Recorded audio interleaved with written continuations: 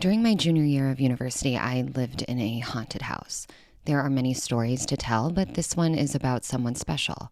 I lived with one of my best friends, Jill. I had a black cat named Costello, and she had a yellow lab named Ledger. We noticed shortly after moving in that we were not alone in the home. The pets supported this finding, but we decided to stay and managed to make it work. However, one thing that was a constant issue was doing laundry. The washer and dryer were both located in our very, very creepy basement, and we decided early on that we would only do laundry when the dog agreed to go in the basement with us. Some days it was no issues, but other days he wouldn't even go near the door.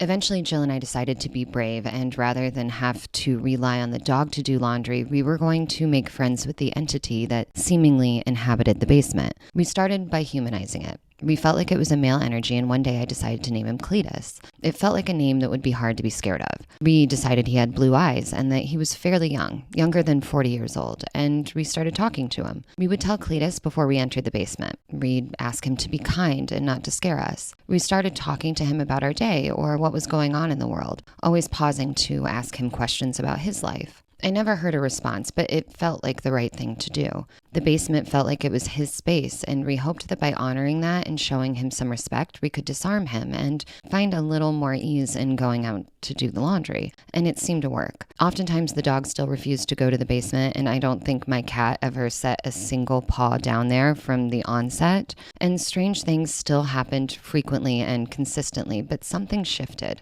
like an agreement between us and the house. Cletus was the only entity that renamed, but he wasn't the only one there. But those are stories for another time.